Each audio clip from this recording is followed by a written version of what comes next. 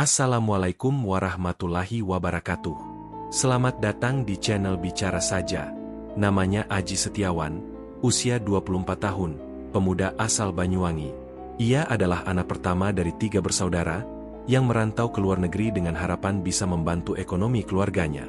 6 bulan sebelumnya, Aji dikabarkan telah mendapatkan pekerjaan sebagai teknisi di sebuah pusat permainan daring di Kamboja.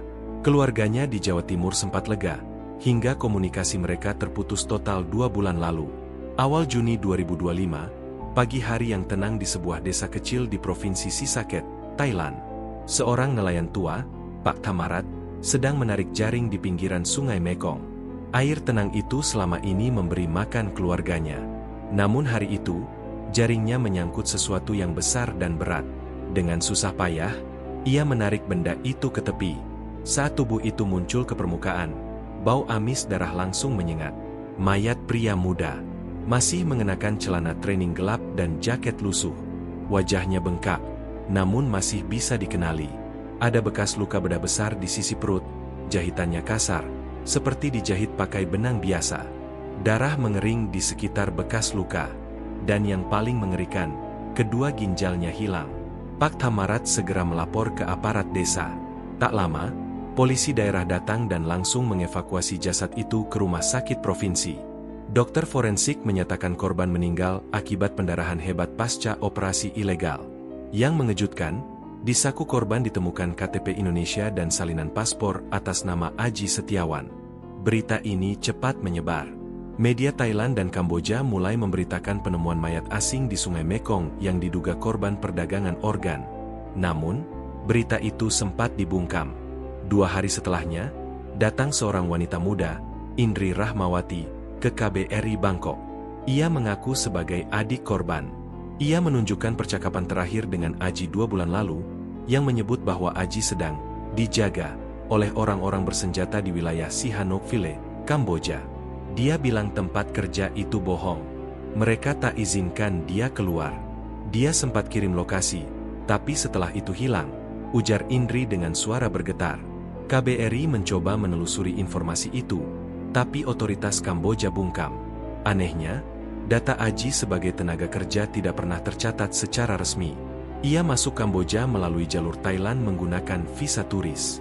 Di sisi lain, pemerintah Thailand merasa kecolongan karena kasus ini terjadi di wilayah mereka. Mereka menuntut Kamboja ikut bertanggung jawab karena diduga menjadi tempat korban terakhir terlihat hidup. Polisi Thailand membentuk satuan kecil investigasi lintas batas yang dipimpin oleh Letnan Kolonel Chayan Rangsit, seorang perwira senior yang dikenal gigih dan tidak bisa disuap. Ia mengunjungi lokasi penemuan mayat, memeriksa arus air Mekong, dan menyimpulkan bahwa tubuh Aji kemungkinan besar dibuang dari arah timur, yakni dari wilayah Kamboja.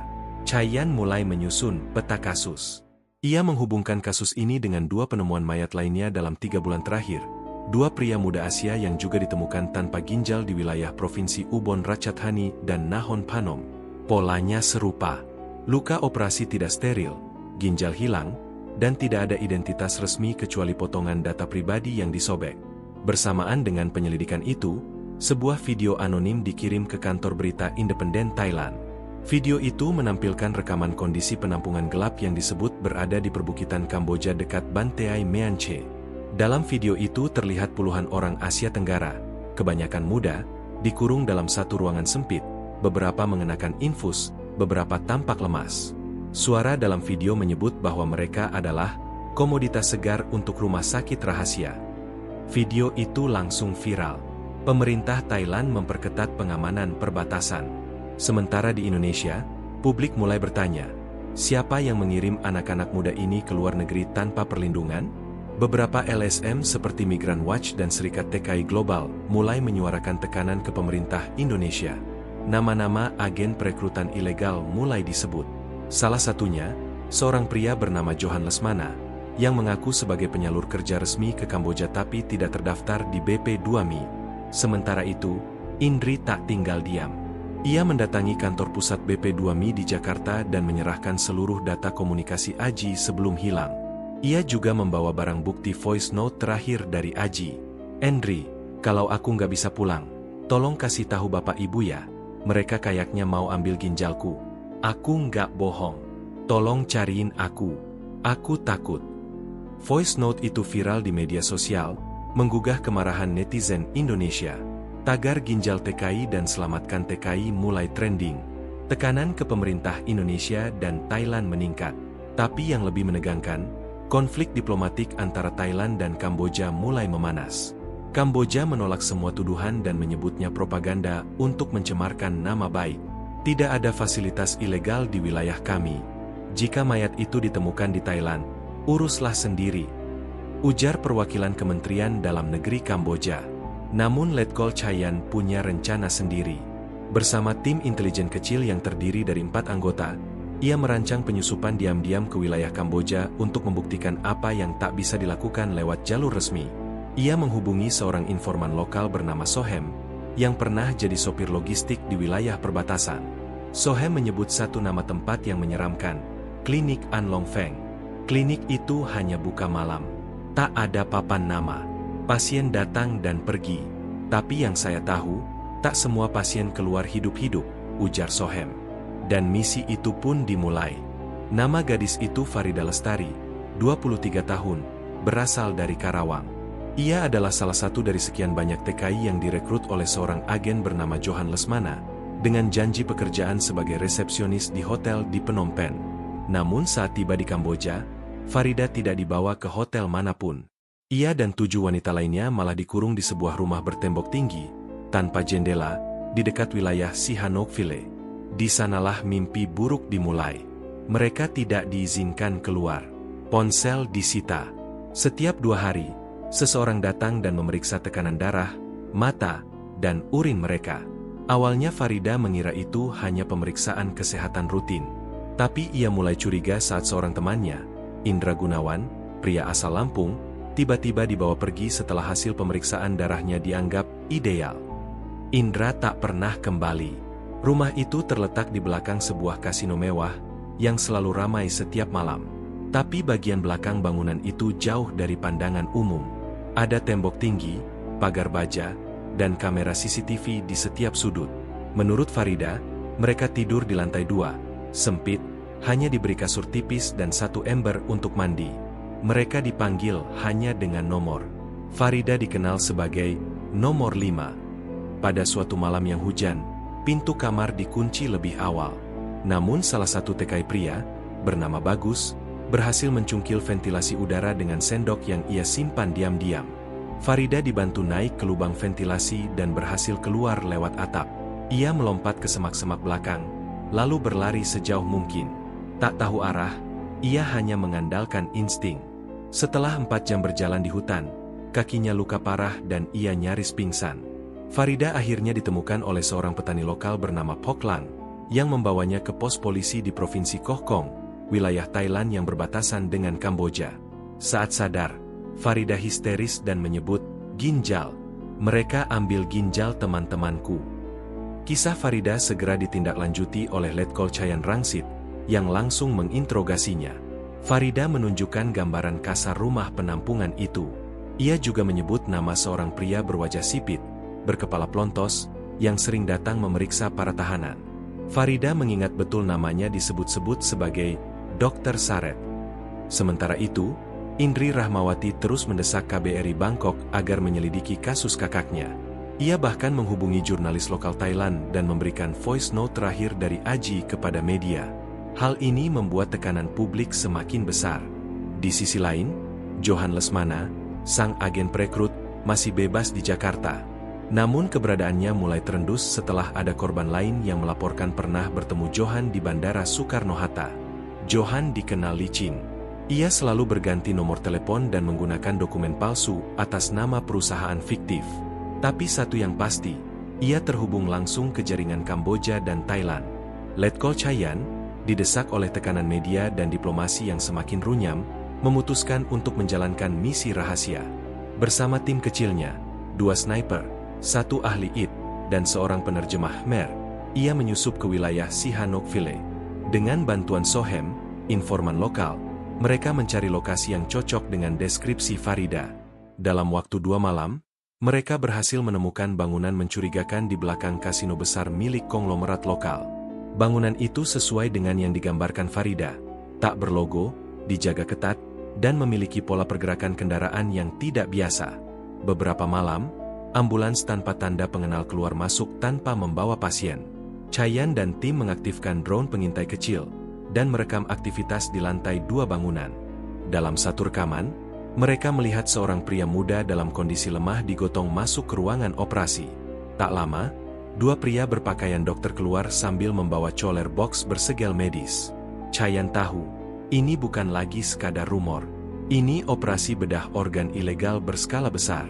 Namun saat hendak kembali, drone mereka tertangkap sinyal jamar. Penjaga bangunan mulai siaga, dan sekelompok pria bersenjata mulai menyisir area sekitar. Tim Chayan berhasil lolos tipis dari pengepungan. Kembali ke Thailand, Chayan segera melapor ke atasan militer dan Kementerian Luar Negeri. Namun, saat laporan itu hendak dikirim ke PBB sebagai laporan pelanggaran HAM lintas negara, Kamboja justru lebih dulu melayangkan nota protes. Mereka menuduh Thailand melakukan penyusupan tanpa izin ke wilayah mereka. Sementara itu, Farida masih dirawat di rumah sakit militer Thailand. Tubuhnya lemah, kakinya luka, dan batinnya trauma. Tapi ia bersikeras untuk berbicara di depan media. Saya lihat sendiri bagaimana teman-teman saya diambil organnya. Ada yang menjerit, ada yang tak pernah kembali, ujarnya sambil menangis. Di Indonesia, keluarga para TKI mulai panik. Laporan kehilangan meningkat. Dalam sepekan, ada 22 laporan WNI hilang di Kamboja. Semuanya tidak tercatat secara resmi sebagai pekerja migran legal. Pemerintah Indonesia akhirnya angkat suara, tapi terlambat. Tensi di perbatasan Thailand-Kamboja sudah meningkat. Pasukan patroli mulai ditembak dari seberang sungai. Thailand menduga pihak Kamboja melindungi sindikat. Kamboja balas menuduh Thailand mengintervensi wilayahnya. Perang dingin berubah menjadi konflik terbuka. Malam masih gelap saat Letkol Chayan Rangsit kembali menginjakan kaki di pos militer Thailand yang hanya berjarak 9 km dari perbatasan Kamboja. Ia dan timnya baru saja selamat dari penyusupan maut di balik kasino di Sihanoukville. Di tangannya ada 2 jam tangan digital berisi rekaman drone dan kamera mini, bukti kuat operasi panen organ ilegal yang dilakukan di dalam bangunan itu. Namun sebelum Chayan bisa menyerahkan barang bukti, terjadi insiden besar. 2 prajurit Thailand yang berpatroli di sepanjang sungai Mekong ditemukan tertembak di dekat jembatan kayu yang dikenal sebagai jalur kering, salah satu lintasan penyelundupan lintas negara. Peluru ditemukan bersumber dari senjata buatan Rusia yang diketahui digunakan oleh pasukan Kamboja. Militer Thailand murka. Dalam waktu singkat, pos-pos militer di wilayah Sisaket dan Surin diperkuat. Helikopter tempur disiagakan. Tapi pemerintah Thailand mencoba menahan diri, setidaknya untuk sementara. Sementara itu, Letkol Chayan didesak mempercepat penyelidikan agar bukti yang ia bawa bisa menjadi alasan kuat menyeret Kamboja ke meja internasional. Bersamaan dengan itu, Indri Rahmawati terus melakukan konferensi pers di Bangkok. Ia membawa bukti baru, tangkapan layar dari email terakhir Aji yang dikirim ke temannya di Jakarta, sebelum Aji menghilang. Email itu hanya 1 kalimat. Aku dipindahkan ke tempat yang disebut An Long Feng. Katanya di sana aku diselamatkan dari utang. Nama An Long Feng menarik perhatian. Kota kecil di provinsi Odar Meanche itu dikenal dalam sejarah sebagai benteng terakhir Khmer Merah. Tempat yang terpencil, dikelilingi hutan dan perbukitan, serta sedikit akses internet. Kini, laporan-laporan samar menyebut adanya aktivitas medis mencurigakan di sana. Letkol Chayan pun mengalihkan fokus penyelidikan ke An Long Feng. Ia mengirim Sohem terlebih dahulu sebagai pengintai. Butuh waktu 4 hari bagi Sohem untuk mendapatkan informasi bahwa di pinggir barat kota itu, ada sebuah klinik yang tidak terdaftar resmi. Bangunannya bergaya Eropa tua, terisolasi, dijaga pria-pria bersenjata yang mengaku sebagai satpam pribadi. Di dalamnya, disebut ada ruang bawah tanah dan tamu asing yang tidak pernah keluar lagi. Klinik itu dikenal warga lokal sebagai rumah diam. Sohem mengambil risiko tinggi. Ia menyamar sebagai tukang antar bahan makanan dan berhasil menyusup ke area dapur belakang. Di sana, ia merekam kondisi dalam ruangan melalui kamera tombol bajunya. Hasilnya mengerikan. Ada ranjang operasi yang berlumuran darah, botol-botol infus berserakan, serta sebuah kulkas besar dengan label bertuliskan "AB negatif". Di lorong bawah, Ia melihat seorang pria Asia tergeletak, wajahnya pucat, matanya setengah terbuka, dan perutnya dibalut kain berdarah. Ia masih hidup, namun nyaris tak bergerak. Di balik pintu besi lain, terdengar isakan pelan beberapa orang. Sohem tak bisa lebih jauh. Ia nyaris tertangkap dan harus melarikan diri ke hutan dengan hanya membawa rekaman seadanya. Tapi cukup. Saat rekaman itu diperlihatkan ke Letkol Chayan, ia menegaskan, ini adalah kuburan hidup, dan itu adalah kejahatan terhadap kemanusiaan. Chayan segera menghubungi atasannya, sekaligus mengirim salinan rekaman ke Interpol, Komisi HAM ASEAN, dan Kedutaan Besar Indonesia di Bangkok. Tapi informasi itu entah bocor kemana. 2 hari kemudian, drone militer Thailand yang sedang patroli di udara dekat perbatasan ditembak jatuh oleh rudal ringan. Kamboja langsung membantah. Mereka menyebut Thailand menyebarkan propaganda dan melakukan pelanggaran wilayah.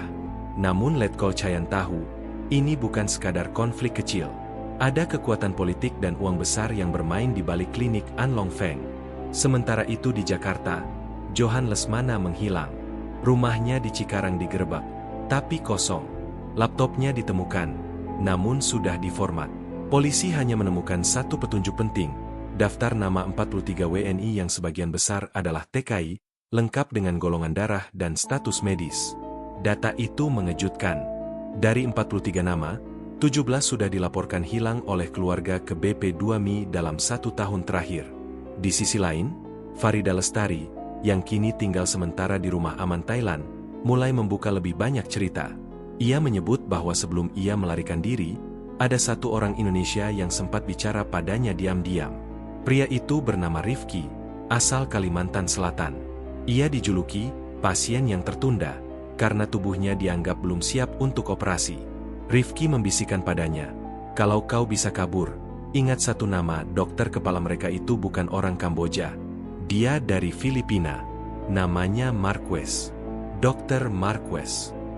Nama baru ini mengguncang. Marquez ternyata pernah dicurigai dalam penyelidikan kasus jual beli ginjal di Manila tahun 2019, namun lolos karena bukti hilang. Kini, ia diduga memimpin operasi panen organ di klinik An Long Feng. Letkol Chayan menyadari bahwa ini bukan lagi soal perbatasan. Ini sindikat internasional, dan sudah menyentuh level medis, militer, hingga birokrasi. Saat Kementerian Pertahanan Thailand akhirnya mengizinkan operasi terbatas, Chayan pun memimpin misi rahasia ke An Long Feng. 7 pasukan elit bersenjata lengkap, disusupkan malam hari lewat jalur hutan. Mereka hanya punya satu misi, temukan bukti tak terbantahkan, dan kalau bisa, selamatkan korban hidup. Tapi di luar dugaan, saat tim baru mendekati klinik, satu ledakan besar mengguncang langit malam. Klinik An Long Feng terbakar. Api menyala tinggi, dan pria-pria bersenjata berhamburan keluar sambil membawa peti es dan dokumen. Salah satu anggota tim Thailand berhasil menembak ban mobil yang kabur. Dari mobil itu mereka menyelamatkan 3 orang WNI hidup-hidup, dalam kondisi lemah dan setengah sadar. Salah satunya adalah Rifki. Rifki dilarikan ke rumah sakit militer. Dalam kesadarannya yang pendek, ia berbisik, mereka bakar semua, karena takut kalian datang. Tapi tempat itu bukan satu-satunya. Api dari klinik An Long Feng baru padam keesokan paginya. Puing-puing terbakar, bau darah dan formalin menyengat. Namun tak ada jasad ditemukan. Yang tertinggal hanyalah jejak kaki tergesa, beberapa peralatan bedah hangus, serta serpihan label medis bertuliskan, Donor Indonesia 09B. Letkol Chayan Rangsit, yang memimpin penyusupan malam sebelumnya, menatap reruntuhan itu dengan wajah keras. Ia tahu, semua bukti sengaja dimusnahkan. Tapi lebih penting lagi, ada 3 korban hidup yang berhasil mereka selamatkan, termasuk Rifki. Rifki yang masih terbaring di ranjang rumah sakit militer Thailand mengungkap lebih banyak fakta mengejutkan. Ia menyebut bahwa klinik An Long Feng hanyalah salah satu dari 3 tempat panen utama di sepanjang perbatasan Kamboja. 2 lainnya terletak dekat Poi Phet, dekat perbatasan Thailand, dan satu lagi di kawasan terpencil dekat Ratanakiri, berbatasan dengan Laos. Rifki menceritakan bagaimana ia dan belasan WNI lainnya dikurung di ruang bawah tanah selama berminggu-minggu, diberi makan hanya sekali sehari, dan diawasi oleh orang-orang bersenjata. Ia sempat mendengar percakapan dokter yang mengatakan bahwa ginjal Indonesia lebih bersih dan mudah ditanamkan. Kalimat itu membuat Letkol Chayan semakin yakin, sindikat ini bukan hanya soal uang, tapi sistematis, terencana, dan mungkin melibatkan jaringan medis resmi. Sementara itu, di Jakarta, tekanan publik memuncak. Indri Rahmawati, adik dari Aji yang hilang, diundang bicara di stasiun TV nasional dan media internasional. Ia menggenggam tangannya kuat saat berkata, "Pemerintah tidak bisa diam. Kakakku bukan satu-satunya. Sudah terlalu banyak anak Indonesia yang dikirim ke luar negeri hanya untuk dijadikan bagian tubuh." Aksi massa mulai turun ke jalan di depan kantor BP2MI dan Kementerian Luar Negeri. Spanduk bertuliskan, "Selamatkan ginjal anak negeri," mewarnai Jakarta. Di berbagai daerah, keluarga para TKI melaporkan kehilangan kontak dengan anak, saudara, atau suami mereka yang dikirim ke Kamboja dalam 2 tahun terakhir. Jumlah laporan melonjak jadi 68 kasus hilang dalam seminggu. Presiden Indonesia akhirnya memanggil rapat tertutup. Dalam rapat itu, Kepala BIN, Panglima TNI, Menlu, dan BP2MI hadir. Laporan intelijen dari Kedutaan Besar Indonesia di Bangkok dan Phnom Penh menyebut bahwa aktivitas jual beli organ WNI benar adanya. Namun, penyelidikan diplomatik sangat dibatasi oleh pihak Kamboja. Bahkan, petugas kedutaan sempat ditolak masuk ke fasilitas kesehatan di Phnom Penh, dengan dalih urusan internal. Presiden memberi lampu hijau untuk operasi senyap. Operasi Garuda Senyap. Misi ini tidak dicatat secara resmi, tidak diumumkan ke publik, dan melibatkan personel khusus TNI, Satuan Anti Teror, serta tim medis dan negosiator dari BIN. Pimpinan operasi adalah Kolonel Satria Mahesa, perwira intel yang pernah menangani penyelamatan sandera WNI di Filipina Selatan. Timnya bergerak ke Bangkok dengan identitas sebagai diplomat dan staf perlindungan WNI. Mereka langsung menemui Letkol Chayan Rangsit. Pertemuan rahasia dilakukan di sebuah villa militer tua dekat Chiang Mai. Di sanalah mereka menyusun peta strategi, bukan perang, tapi penyelamatan dan pembongkaran jaringan sindikat yang membentang dari Jakarta, Phnom Penh, hingga ke Manila dan bahkan Singapura. Kolonel Satria membawa daftar 68 WNI hilang, data lengkap dari BP2MI dan data tambahan dari Rifki. Letkol Chayan memberikan tambahan lokasi target, sebuah villa di pinggir kota Poipet, yang diduga jadi titik transit organ sebelum dikirim ke luar negeri. Tapi waktu terus berjalan. Di lapangan, ketegangan antar militer makin panas. Di perbatasan Sisaket, 2 kapal patroli Thailand ditembaki dari seberang sungai saat hendak melakukan pencarian korban yang diduga dibuang ke air. Sebagai balasan, Thailand mengirimkan tank ringan ke barak depan, dan 2 jet tempur melakukan patroli udara terbatas. Kamboja bereaksi keras. Mereka menyebut Thailand sudah melanggar batas. Di Phnom Penh, warga berdemo, membawa poster bertuliskan, "Thailand Bolui, Thailand penipu, hormati wilayah kami." Kementerian Luar Negeri Indonesia berada di posisi sulit. Di satu sisi, mereka tak bisa terang-terangan mendukung operasi militer Thailand, tapi di sisi lain, mereka harus menyelamatkan warganya. Disinilah operasi Garuda Senyap memainkan peran penting. Dengan bantuan dari Sohem, informan lokal yang kini bergabung dalam operasi, tim Indonesia menyusup ke Poipet. Mereka membawa truk logistik palsu yang dimodifikasi menjadi ruang penyimpanan dan pelarian. Di malam hari, mereka menyelinap masuk ke villa target, dan menemukan pemandangan yang menghantui. 4 WNI terbaring lemah, masing-masing dengan bekas jahitan baru di perut mereka. 2 mayat, diduga dari Bangladesh dan Myanmar, yang tak sempat dikemas. 2 pria Asia tengah duduk di kursi, mengenakan jas dokter dengan senjata tergeletak di atas meja. Tidak ada perlawanan. Mereka semua seolah menyerah dalam diam. Salah satu dari mereka adalah Dr. Marquez.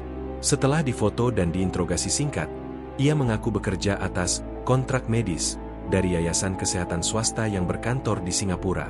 Tapi tak satu pun bukti legal ditunjukkan. Semua dokumen dibakar sebelum operasi digerebek. Dalam waktu 2 jam, tim Indonesia berhasil membawa keluar ke-4 korban hidup melalui jalur sungai Moei, dibantu militer Thailand secara diam-diam.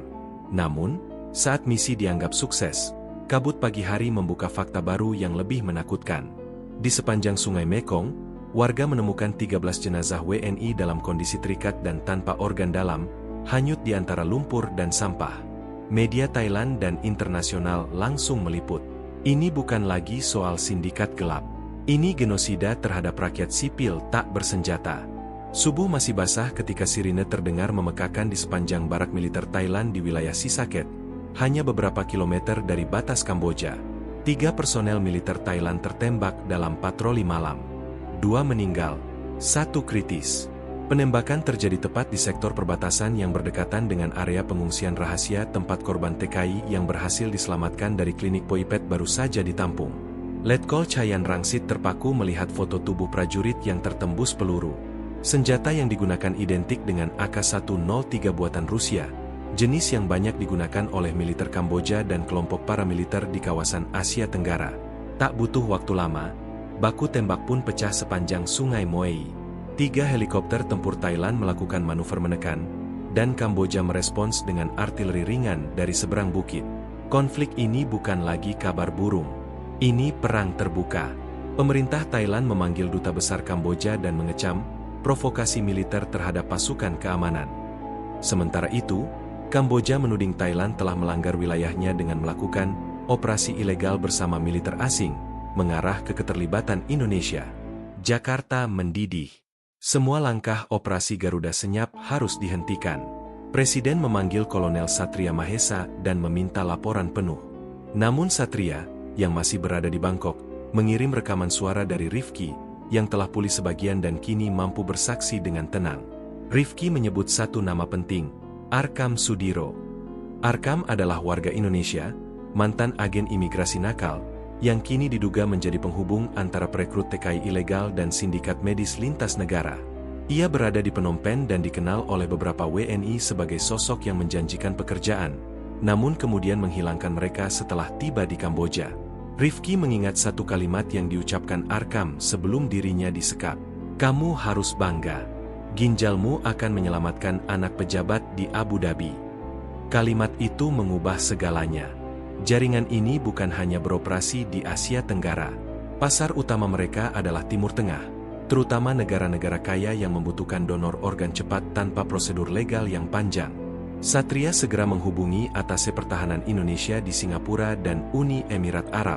Mereka diminta menggali kemungkinan adanya penerima organ dari WNI melalui jalur ilegal. Dugaan pun mulai mengarah pada jaringan klinik-klinik mewah di Dubai, Doha, dan Riyadh yang selama ini menerima donor anonim dari Asia. Sementara itu, Kamboja resmi memanggil kembali duta besarnya dari Bangkok. Mereka mengklaim Thailand melanggar kedaulatan dan membahayakan stabilitas regional. Militer Kamboja melakukan mobilisasi pasukan besar-besaran ke wilayah Banteay Meanchey dan Odar Meanchey, bersiap menahan segala upaya penyusupan. Letkol Chayan dan timnya dievakuasi dari Sisaket. Tapi sebelum pergi, Chayan memberi dokumen penting kepada Kolonel Satria, daftar nama 11 korban TKI yang ditemukan dalam database klinik ilegal Poipet, lengkap dengan hasil tes darah, nama perekrut, dan tanggal penyerahan. Satu nama mencuat dari daftar itu, Aji Rahmawan, kakak dari Indri Rahmawati, yang telah hilang hampir setahun. Saat kabar ini diterima, Indri menangis keras di ruang tunggu KBRI Bangkok. "Setidaknya sekarang aku tahu dia bukan kabur. Dia korban," bisiknya. Indonesia tidak tinggal diam. Presiden mengirim nota diplomatik keras kepada pemerintah Kamboja, menuntut penyelidikan independen terhadap fasilitas kesehatan dan perusahaan perekrut pekerja migran. Namun respons Phnom Penh mengejutkan. Indonesia sebaiknya tidak ikut campur urusan internal Kamboja. "Segala tuduhan terhadap kami adalah fitnah dan rekayasa." Kata-kata itu menyulut amarah publik Indonesia. Demonstrasi di depan Kedutaan Besar Kamboja di Jakarta tak terhindarkan. Poster bertuliskan, "Ginjal anak bangsa bukan untuk dijual," dan "Kembalikan saudara kami," membanjiri jalanan. Bahkan ormas-ormas besar mulai bersuara lantang, menuntut pengusiran duta besar Kamboja. Situasi memanas. Malam itu, Kolonel Satria Mahesa memimpin konferensi pers tertutup bersama perwakilan militer Thailand dan delegasi Indonesia. Ia menyerahkan semua bukti video, rekaman suara Rifki, dan daftar nama korban ke perwakilan Interpol Asia Tenggara. Langkah ini menjadi titik balik. 4 hari kemudian, PBB melalui UNOD, United Nations Office on Drugs and Crime, resmi mengeluarkan pernyataan bahwa mereka akan membuka penyelidikan internasional terhadap dugaan perdagangan organ manusia di Asia Tenggara, dengan fokus awal di Kamboja, Thailand, dan Indonesia. Namun, sebelum penyelidikan dimulai, kabar mengejutkan datang dari Phnom Penh. Dr. Marquez ditemukan tewas di dalam tahanan. Luka di kepalanya menunjukkan ia dipukuli, dan rekaman CCTV mendadak hilang. Kematiannya membuat segala kesaksian terancam hilang. Tapi untungnya, Letkol Chayan dan Kolonel Satria telah menyimpan semua dokumen interogasi dan hasil rekaman kamera tubuh. Kemarahan dunia internasional mulai menggema. Inggris, Jerman, dan bahkan Filipina meminta Kamboja membuka akses bagi penyidik internasional. Tapi pemerintahan Kamboja bersikukuh menyebut semuanya sebagai konspirasi politik Thailand dan Indonesia untuk menjatuhkan reputasi mereka. Di balik layar, Indonesia mulai menyiapkan tim khusus investigasi internasional, bekerja sama dengan ICMP, International Commission on Missing Persons. Tim ini akan melacak jejak para korban TKI hilang, menganalisis DNA jenazah di Sungai Mekong, dan memverifikasi rumah sakit yang diduga terlibat dalam transplantasi ilegal. Namun, ancaman balas dendam kini mengintai. Kabar bahwa nama Arkam Sudiro bocor membuat pria itu melarikan diri dari Phnom Penh. Interpol pun menerbitkan Red Notice atas namanya. Ia diduga kabur ke wilayah perbatasan Laos, di mana banyak sindikat narkoba dan senjata beroperasi tanpa hukum jelas. Letkol Chayan dan Kolonel Satria menyadari, perang ini belum selesai. Sindikat bisa hancur di satu tempat, tapi mereka bisa tumbuh di tempat lain. Dan kini, semua mata dunia mulai tertuju pada pertanyaan besar. Apakah benar negara-negara kaya membeli organ dari negara-negara miskin? Dan seberapa dalam keterlibatan pejabat tinggi dalam jaringan ini? Senin pagi yang panas di Den Haag, Belanda. Bendera merah putih berkibar berdampingan dengan bendera PBB di depan gedung megah International Court of Justice, ICJ. Untuk pertama kalinya dalam sejarah, Indonesia secara resmi menggugat Kamboja atas dugaan keterlibatan negara dalam perdagangan organ ilegal yang melibatkan warga negaranya sendiri. Dalam gugatan yang disampaikan langsung oleh Menteri Luar Negeri Indonesia, Retno Marsudi, terdapat lebih dari 78 halaman dokumen bukti, termasuk rekaman suara Rifki, data 68 WNI hilang, daftar klinik dan rumah sakit mencurigakan di Kamboja, foto jenazah korban dengan tanda-tanda kehilangan organ, nama dan foto Arkam Sudiro sebagai penghubung perekrutan, interogasi Letkol Chayan terhadap Dr. Marquez sebelum kematiannya. PBB menerima gugatan itu dan menjadwalkan sidang perdana 2 minggu kemudian. Dunia pun menoleh. Media internasional seperti BBC, Al Jazeera, hingga The Guardian mulai mengulas kasus ini sebagai salah satu jaringan perdagangan organ terbesar dalam dekade terakhir. Namun gugatan ini juga membawa konsekuensi besar. Di Phnom Penh, pemerintah Kamboja mengecam keras langkah Indonesia. Mereka menyebut gugatan itu sebagai aksi diplomatik agresif yang didasarkan pada fitnah dan provokasi dari pihak Thailand. Sebagai balasan, Kamboja mengusir seluruh staf diplomatik Indonesia di Phnom Penh, kecuali duta besar, menahan 14 WNI yang sebelumnya sempat diselamatkan, dengan dalih masuk secara ilegal, memperketat perbatasan dan menambah 3 batalion tentara di wilayah Banteay Meanchey. Di Jakarta, gelombang protes tak surut. Ratusan keluarga TKI berdiri tiap hari di depan Kementerian Luar Negeri dan kantor BP2MI, menuntut pemulangan kerabat mereka. Sebagian membawa foto saudara mereka yang hilang, wajah-wajah lelah, dengan air mata yang sudah mengering karena terlalu sering menangis. Sementara itu, operasi Garuda Senyap masih berjalan diam-diam, walau tidak lagi bisa dilakukan di Kamboja. Kolonel Satria Mahesa kini memindahkan operasi ke Laos dan Vietnam, mengejar jejak Arkam Sudiro, yang menurut informasi terakhir telah menyeberang ke distrik pegunungan Atapu, Laos. Dalam pelarian, Arkam diketahui menggunakan nama palsu dan berlindung pada kelompok lokal penyelundup senjata. Tapi sebelum tim Indonesia bisa bergerak, kabar datang dari Bangkok. Arkam tertangkap oleh tentara Laos, tapi ditahan secara tertutup. Kolonel Satria segera mengirim nota diplomatik Laos, meminta ekstradisi. Namun Laos bungkam. Mereka mengklaim Arkam adalah pekerja konstruksi ilegal, dan tidak memiliki kaitan dengan jaringan kriminal internasional. Diduga kuat, ada pihak-pihak berkepentingan yang menjaga Arkam agar tetap diam. Di saat bersamaan, Interpol Asia menggelar pertemuan darurat di Kuala Lumpur. Dalam forum itu, Indonesia, Thailand, Filipina, dan Malaysia sepakat membentuk Task Force ASEAN Anti-Human Trafficking, unit gabungan khusus yang diberi kewenangan untuk menyelidiki sindikat organ lintas negara, termasuk membongkar jalan belakang dari perekrutan TKI. Langkah ini mengejutkan Kamboja, yang memilih keluar dari Forum Interpol Asia untuk sementara waktu, sebagai bentuk protes terhadap kriminalisasi sepihak. Namun tekanan terus menguat. Media mulai menggali lebih dalam. Investigasi jurnalistik oleh Le Monde dan Al Jazeera menemukan bahwa dalam 5 tahun terakhir, terjadi peningkatan transplantasi organ di sejumlah rumah sakit mewah di Dubai dan Singapura, dengan donor anonim asal Asia Tenggara. Di antara nama-nama penerima donor, muncul nama keluarga pejabat dan miliarder Timur Tengah. Kejutan terbesar datang ketika seorang dokter dari Singapura, identitas dirahasiakan, membocorkan data internal yang menunjukkan lebih dari 20 pasien dari Timur Tengah menerima ginjal yang diambil dari WNI berusia 18-30 tahun.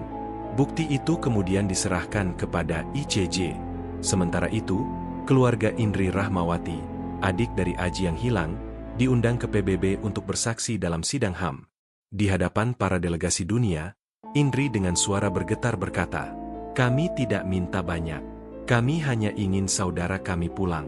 Kalaupun mereka sudah tidak ada, tolong kembalikan jenazahnya dengan utuh, bukan dalam keadaan terpotong tanpa ginjal."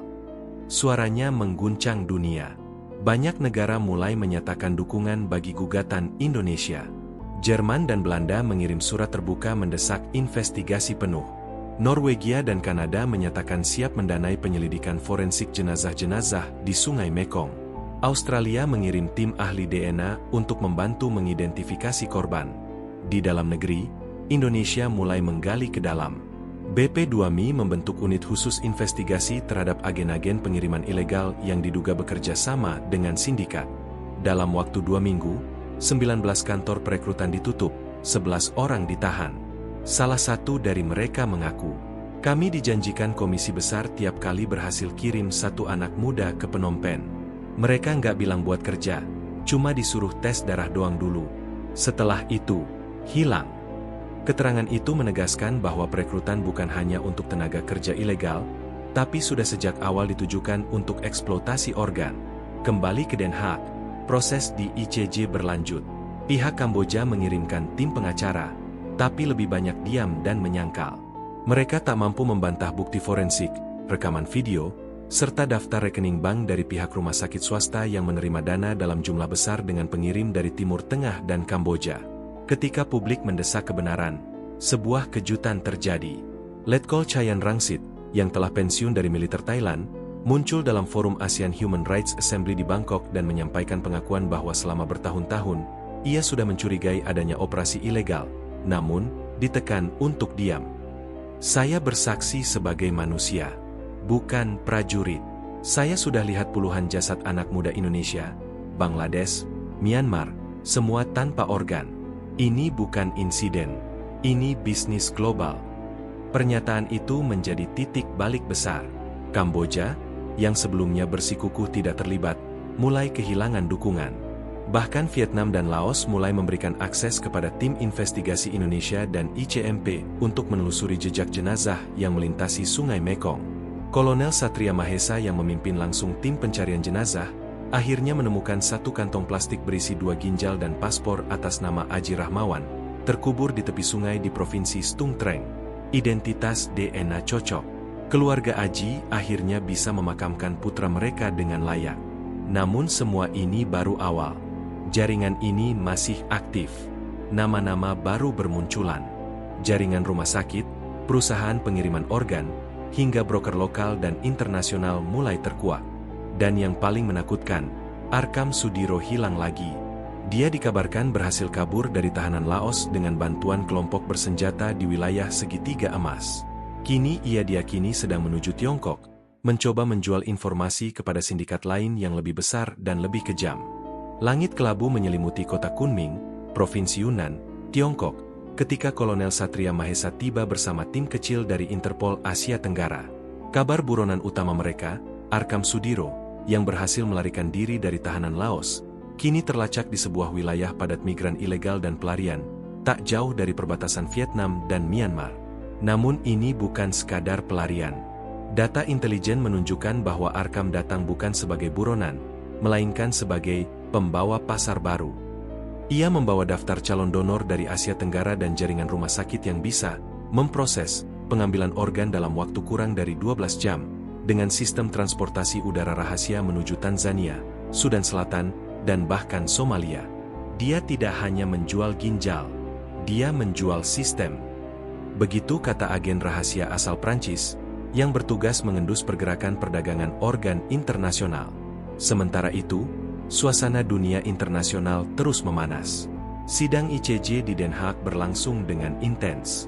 Bukti demi bukti terus disodorkan, hingga akhirnya mahkamah menyetujui permintaan Indonesia untuk mengizinkan penggalian massal di daerah sepanjang Sungai Mekong, dengan pengawasan forensik dari ICMP dan Red Cross International. Tim menemukan lebih dari 40 jasad dalam keadaan mengenaskan. Sebagian besar berasal dari Indonesia, Myanmar, dan Bangladesh. Semua dengan luka bedah di bagian perut dan dada, organ vital seperti ginjal dan hati hilang, dijahit kasar seolah dilakukan terburu-buru. Salah satu korban, ternyata adalah Nina Lestari, TKW asal Lombok, yang terakhir kali menghubungi keluarganya dari Phnom Penh. Jenazahnya hanya dikenali dari cincin kawin dan sehelai foto keluarga yang masih utuh dalam kantong bajunya. Berita itu menjadi viral. Rakyat Indonesia, yang selama ini marah, kini hancur. Air mata, kemarahan, dan rasa malu bercampur dalam tiap media sosial, terutama di kalangan pekerja migran dan keluarganya. Presiden Indonesia langsung menggelar konferensi internasional tentang perdagangan organ dan perbudakan modern. Diadakan di Jakarta, konferensi ini dihadiri perwakilan dari 37 negara, termasuk PBB, ASEAN, Uni Eropa, dan bahkan Afrika Timur. Kita tidak bicara soal perdagangan. Ini genosida sistematis terhadap orang-orang miskin.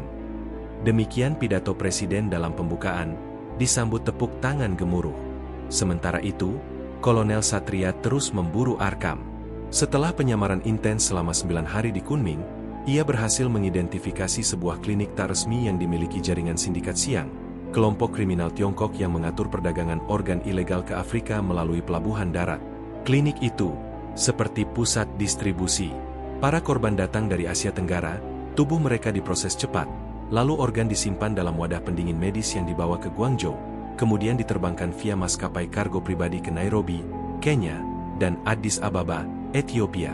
Satria bekerja sama dengan agen khusus UNOD, kantor PBB untuk narkoba dan kejahatan, dan dalam penggerebekan besar di klinik tersebut, mereka menemukan 3 orang WNI masih hidup.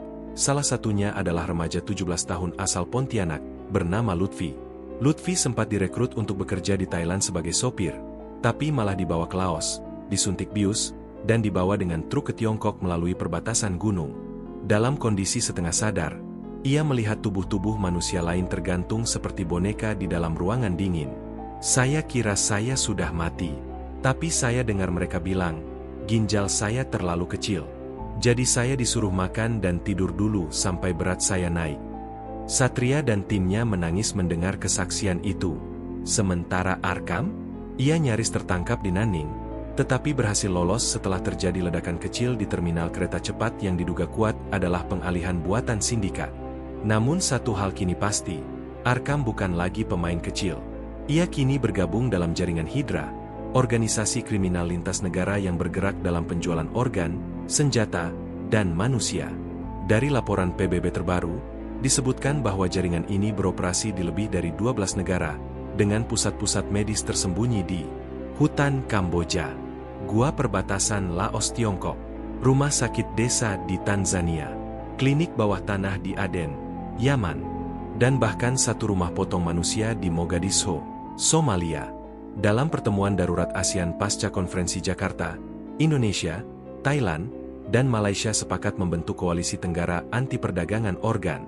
Filipina, Vietnam, dan Brunei menyusul. Koalisi ini akan menyediakan database TKI/TKW hilang lintas negara, memberi akses forensik ke kuburan massal yang ditemukan, menyusun daftar hitam rumah sakit dan yayasan amal medis mencurigakan, memberi dukungan anggaran untuk pelacakan dan penyelamatan korban. Namun di tengah semua itu, kabar buruk kembali datang. Letkol Chayan Rangsit, yang sempat jadi saksi utama ICJ, ditemukan tewas di apartemennya di Chiang Mai. Dugaannya diracun. Tidak ada jejak pelaku. CCTV mati. Satu-satunya bukti adalah file audio di ponselnya. Kalau saya mati, artinya saya sudah dekat dengan inti jaringan ini. Tolong jangan berhenti. Kematian Chayan mengguncang Satria. 2 tahun bekerja bersama di garis depan telah menumbuhkan rasa hormat dan persaudaraan. Kini, nyawa Satria sendiri dalam bahaya. Namun dia tahu, ini bukan saatnya mundur. Karena para korban belum pulang. Dan pelaku utama, Arkham, masih bebas. Maka satu keputusan besar dibuat. Tim pemburu Arkham akan ditingkatkan menjadi operasi militer rahasia lintas negara. Bersama dengan Interpol, Mossad, dan Mi-6, Indonesia membentuk unit gabungan, Task Force Omega. Tugasnya hanya satu, tangkap Arkham hidup-hidup, dan bongkar seluruh jaringan perdagangan organ dunia dari akarnya. Gurun merah di kawasan Garissa, Kenya, terbakar di bawah terik matahari saat sebuah pesawat kargo jenis Ilyushin Il-76 mendarat di landasan tak resmi yang tersembunyi di balik kompleks peternakan. Tak ada petugas bandara, tak ada bea cukai. Hanya sekelompok pria bersenjata dan satu ambulans tua yang menunggu di ujung landasan. Di dalam kargo, bukan barang, tapi 3 kontainer medis berpendingin, masing-masing menyimpan organ tubuh manusia. Dari label dan data suhu, 2 ginjal, 1 hati, 2 kornea, dan jantung manusia utuh. Semua diambil dalam waktu kurang dari 24 jam. Pemilik kiriman? Nama di manifest palsu, Dr. Alem Han, pengusaha asal Dubai. Namun intelijen Task Force Omega tahu siapa yang mengaturnya, Arkham Sudiro. Setelah kabur dari Tiongkok, Arkham berlayar menuju Zanzibar, lalu menyusup ke daratan utama Afrika dengan identitas palsu, menggunakan jaringan Hydra. Di benua ini, dia bebas. Negara-negara seperti Sudan Selatan, Kenya, Somalia, dan Ethiopia memiliki zona abu-abu di mana hukum internasional sulit menembus. Di Afrika, sindikat perdagangan organ tak lagi sembunyi-sembunyi. Mereka menyamar sebagai yayasan amal kesehatan, klinik bedah keliling, hingga misi bantuan medis PBB. Kami menemukan satu kamp medis di Mogadishu yang tiap minggunya melakukan 10 operasi transplantasi. Tapi tak ada catatan donor. Demikian laporan Major Devlin, perwakilan militer Kanada di Task Force Omega. Kini, Task Force Omega mulai bergerak. Pasukan elit gabungan dari Indonesia, Satgultor Kopassus, Inggris, SAS, Israel, Mossad, Thailand, Unit 707, Kenya, GSU Rescue Squad, dikerahkan dalam operasi Black Mercy. Sasaran, tangkap hidup-hidup Arkham Sudiro, dan selidiki semua nama besar yang terlibat dalam rantai pasokan organ dunia. Operasi dimulai di Nairobi, di sebuah rumah sakit swasta mewah milik investor dari Qatar. Di sanalah informasi pertama diperoleh. Seorang perawat lokal membocorkan bahwa sejumlah pasien VIP dari UEA, Turki, dan Cina rutin menerima transplantasi organ tanpa daftar tunggu. Semua donor disediakan oleh yayasan yang bernama East Africa Transplant Hope Foundation. Dari investigasi cepat, yayasan itu hanya kedok. Lokasi asli pengambilan organ dilakukan di kamp rahasia di utara Kenya, di perbatasan antara Dadaab dan Mandera, wilayah rawan yang dikuasai separuh oleh milisi Al-Shabaab. Namun mengejutkannya, milisi itu tak ikut membunuh. Mereka melindungi kamp itu. Alasannya? Uang. Hydra membayar lebih dari cukup. Bahkan membangun klinik dan pasokan senjata. Malam itu, Task Force Omega menyusup ke lokasi.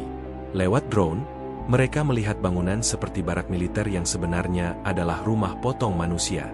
Di satu ruangan, tubuh-tubuh manusia tergantung tanpa organ. Di ruang lain, anak-anak dan remaja dipaksa makan makanan tinggi protein agar organ tetap sehat. Tapi tak semuanya korban dari Afrika. Di ruang tahanan, mereka menemukan 6 orang WNI, 3 pria, 2 wanita, dan 1 remaja. Mereka berasal dari Surabaya, Palembang, Medan, dan NTB. Semua direkrut lewat iklan, kerja di Dubai, lalu dibawa ke Afrika lewat jalur laut yang panjang dan gelap. Saya pikir kerja bersih-bersih hotel, tapi pas nyampe, langsung diikat, dicek darah, lalu disuntik. Kata Siti, seorang TKW asal Lombok Timur, yang berhasil diselamatkan dalam kondisi lemas. Pertempuran berlangsung brutal. Pasukan elit Indonesia dan sekutunya menyerbu barak medis itu, dan terjadi baku tembak selama hampir 2 jam. Di tengah pertempuran, satu target utama tertangkap, Dr. Mando Abdi, ahli bedah asal Sudan yang diduga memimpin operasi medis untuk Hidra di kawasan Afrika. Dr. Mando membuka suara dalam interogasi. Dengan suara datar dan penuh arogansi, ia berkata, "Kalian pikir Arkam cuma eksekutor? Dia sekarang partner. Dia tahu sistem. Dia bawa pasar. Bahkan, kalian tak tahu siapa yang membeli. Presiden, jenderal, pangeran. Dunia kalian butuh kami. Kalian hanya pura-pura muak." Pernyataan itu mengguncang pusat. Laporan dikirim ke Jakarta, London, dan Jenewa. Namun masalahnya belum selesai. Arkam masih belum tertangkap. Informasi terbaru dari satelit dan komunikasi gelap menunjukkan Arkam akan melakukan transaksi besar di Kampala, Uganda. Dia akan membawa USB drive berisi daftar klien VIP dan calon donor baru dari Asia Tenggara, untuk ditukar dengan suaka diplomatik palsu dari negara Afrika Barat. Task Force Omega tak mau kehilangan kesempatan. Dengan penyamaran ketat, mereka menyusup ke Kampala. Di sebuah restoran mewah yang jadi kedok pasar gelap, mereka menunggu. Kamera tersembunyi memantau semua meja. Tim sniper ditempatkan di gedung sekitar. Dan akhirnya, dia datang. Arkam Sudiro. Lebih kurus, berjenggot, dengan pakaian safari. Di tangannya, koper kecil. Tapi ia tidak datang sendirian. Bersamanya, 3 pria asing, beraksen Arab dan Rusia. Mereka membawa pengawal bersenjata. Jelas, ini transaksi besar. Dan Omega harus cepat. Operasi dijalankan. Ledakan kecil meledak di sisi belakang restoran. Pengalihan. Dalam hitungan detik, pasukan menyergap. Tembakan terjadi. 2 orang pengawal tumbang. Tapi Arkam? Dia menembak satu warga sipil dan kabur ke pasar padat di belakang restoran. Pengejaran brutal pun terjadi. Kamera drone menunjukkan Arkam menyelinap ke kanal pembuangan. Omega mengejar. Tembakan terjadi. Tapi saat hendak ditangkap, Arkam meledakkan granat ke arah dirinya sendiri. Ledakan menggetarkan kanal. Tubuh Arkam tak ditemukan. Tapi serpihan koper berisi USB drive berhasil diselamatkan, walau sebagian rusak. Data yang masih bisa dibaca menunjukkan nama 11 pejabat negara dari Timur Tengah dan Asia. 3 rumah sakit elit di Eropa. 22 orang Indonesia yang siap panen, sebagian masih remaja. Dan 1 kode, RSB Jakarta. Kode itu mengguncang pusat data Indonesia. RSB adalah nama kode lama dari Rumah Sakit Bersatu, rumah sakit swasta elit di Jakarta Selatan, yang dulu pernah tersangkut kasus transplantasi ilegal tahun 2009 tapi dibebaskan. Apakah jaringan ini sudah lama masuk ke Indonesia? Apakah Arkam tidak pernah benar-benar keluar dari negeri ini? Narasi berubah. Perang bukan lagi melawan sindikat luar, tapi melawan musuh dalam negeri sendiri. Langit Jakarta berwarna kelam. Hujan mengguyur sejak pagi, seolah ikut berduka dengan temuan paling kelam dalam sejarah pemberantasan perdagangan organ manusia. Task Force Omega, yang baru saja kembali dari misi berdarah di Afrika, kini menghadapi kenyataan pahit. Jejak sindikat perdagangan organ yang selama ini diburu ke ujung dunia, ternyata sudah lama bercokol di tanah sendiri. Dan lebih mengerikannya, mereka tumbuh di balik institusi yang mestinya melindungi rakyat, rumah sakit. Potongan USB drive milik Arkam Sudiro, yang berhasil diselamatkan dari lokasi ledakan di Uganda, sebagian berhasil dipulihkan oleh tim forensik digital di Inggris. Di dalamnya, tersimpan berkas terenkripsi berjudul RSB Jakarta Tier 3G9. Setelah proses dekripsi selama 4 hari, dokumen itu menampilkan daftar nama, tidak hanya pasien dan dokter, tapi juga oknum pejabat tinggi kesehatan, kepala rumah sakit, dan direktur yayasan amal yang tersebar di seluruh Indonesia. Tapi pusat operasi mereka terletak di satu tempat, Rumah Sakit Bersatu, Jakarta Selatan. RSB adalah rumah sakit elit, letaknya strategis, fasilitasnya modern, dan pasiennya terdiri dari kalangan menengah atas hingga pejabat negara. Tak ada yang menyangka, di balik ruang steril dan jendela besar yang menghadap taman lanskap itu, berlangsung praktik keji, pengambilan organ dari manusia hidup. Pukul 3.20 WIB, Satgultor Kopassus yang tergabung dalam Task Force Omega mulai menggelar operasi senyap. Tak seperti biasanya, operasi ini bukan ke luar negeri. Ini di jantung ibu kota, di wilayah yang hanya berjarak 2 km dari Istana Negara. Pukul 4.10, tim menyusup lewat pintu parkir bawah tanah, dibantu oleh Dr. Nadia Syahputri, seorang ahli patologi forensik muda yang sebelumnya bekerja di RSB dan kini menjadi saksi kunci. Dialah yang pertama kali menyadari bahwa hasil pemeriksaan jaringan tubuh para pasien tak sesuai dengan prosedur transplantasi legal. Saya melihat laporan jaringan ginjal pasien tidak cocok dengan donor tercatat, tapi operasi tetap dilakukan. Saya curiga, lalu mulai simpan bukti. Dr. Nadia, di lantai 4 gedung rawat inap khusus VIP, ditemukan ruang operasi rahasia dengan kode Unit 9X. Ruangan ini tidak tercatat dalam blueprint resmi bangunan. Di sana, ditemukan 3 meja operasi lengkap, 2 pasien dalam kondisi dibius total, 1 diantaranya remaja laki-laki usia sekitar 16 tahun, 5 tabung organ pendingin, masing-masing berisi ginjal dan kornea.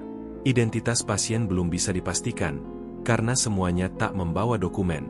Diperkirakan, mereka adalah WNI yang diculik, atau pekerja migran yang dipulangkan untuk dipanen. Lebih mengejutkan lagi, tim menemukan 1 ruangan penyimpanan data yang berisi ribuan rekam medis fiktif, serta daftar pengiriman organ dari RSB ke luar negeri menggunakan kedok pengiriman sampel laboratorium. Beberapa rumah sakit penerima: Al-Haya Medical Institute, Uni Emirat Arab; Huayong International, Guangzhou; Blumstein Zentrum für Transplantation, Jerman Timur; St. Katerina Klinik Swiss, non-afiliasi pemerintah. Pukul 5.30, Direktur Utama RSB, Dr. Gunawan Alamsyah, ditangkap saat hendak kabur melalui lorong servis lift. Dari interogasi awal, diketahui bahwa praktik ini sudah berlangsung sejak 2011, dengan jumlah korban yang tidak dapat dipastikan. Kami hanya perantara. Semua ini karena permintaan. Kalau tidak kami, orang lain yang akan lakukan. Ucapan Dr. Gunawan menampar nurani semua orang yang mendengarnya. Lebih jauh, Dr. Gunawan menyebut 1 nama lagi yang membuat Kolonel Satria terdiam. Arif Dwijo Sakti, mantan pejabat Kemenkes yang kini menjabat sebagai komisaris di sebuah BUMN farmasi besar.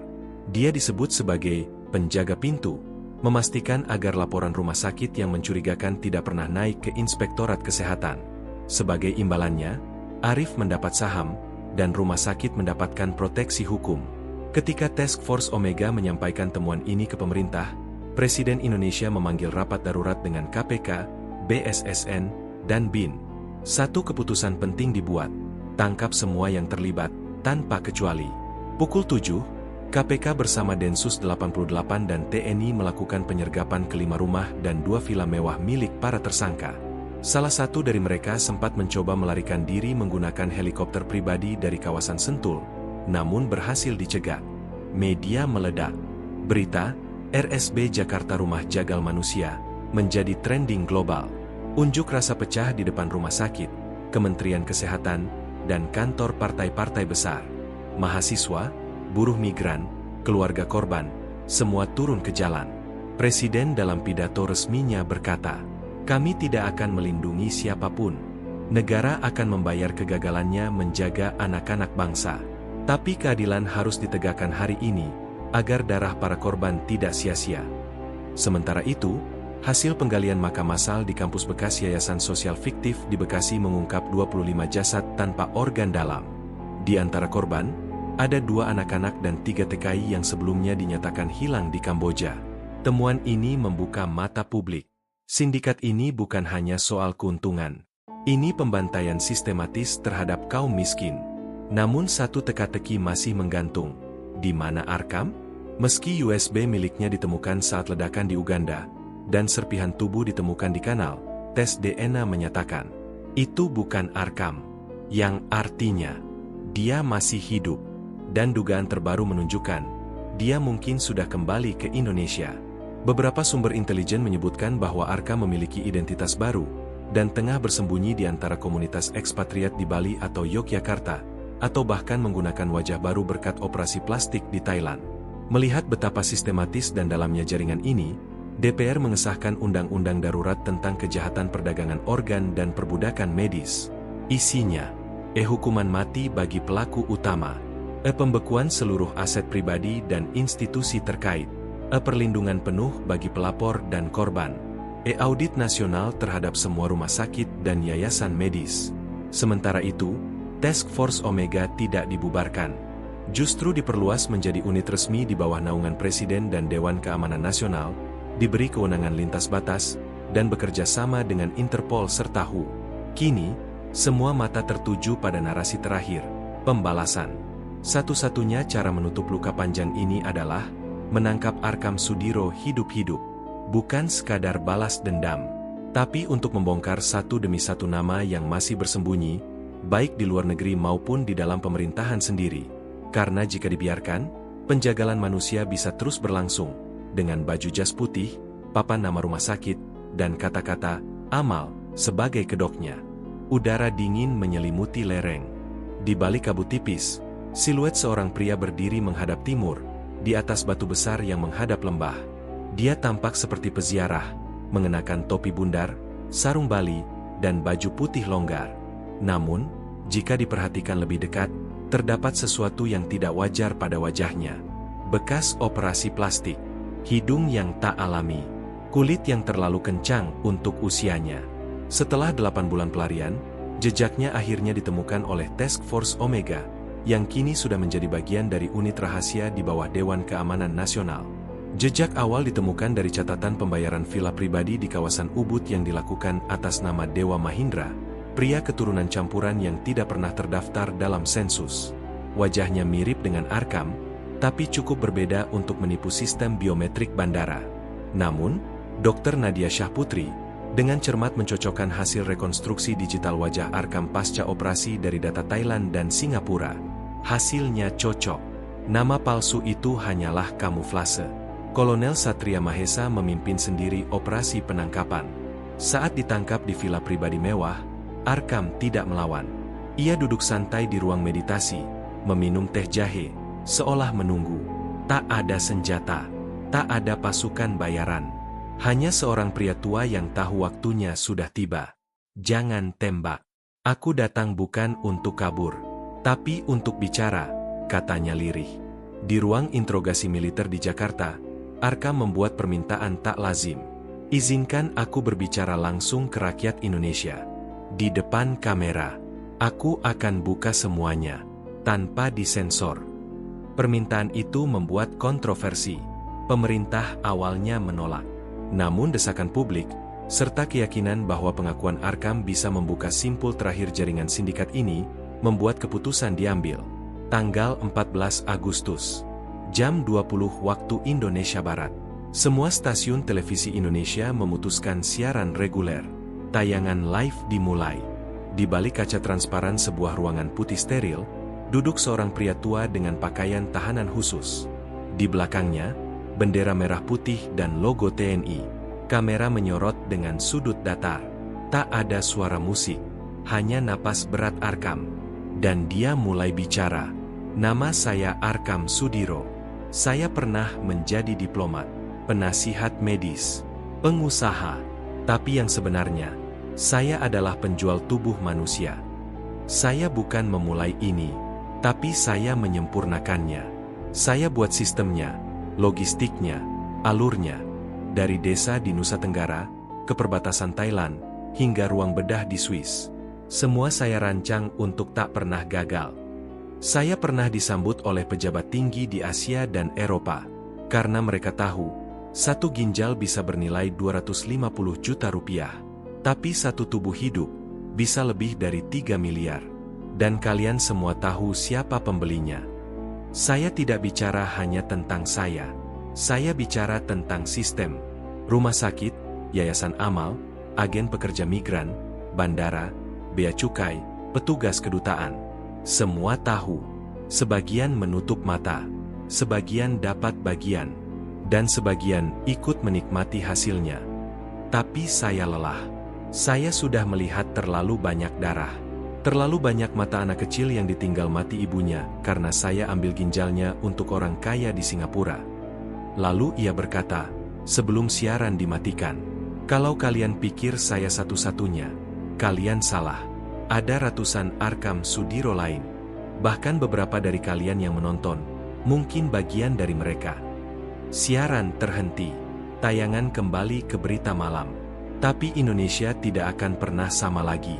Dalam pengadilan militer terbuka di Jakarta, Arkham dihadapkan pada 142 dakwaan pelanggaran HAM berat, perdagangan manusia, penghilangan nyawa, dan korupsi lintas negara. Tapi ia tak mengajukan pembelaan. Saya tidak minta belas kasihan. Saya hanya ingin sistem ini dibongkar sampai ke akar. Saat vonis dibacakan, hukuman mati, Arkham tersenyum tipis.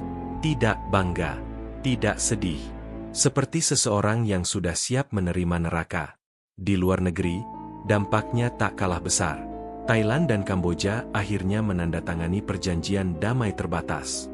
Di bawah pengawasan ASEAN dan PBB, kedua negara sepakat menutup semua jalur tidak resmi di perbatasan Aranya Prathet, Poipet.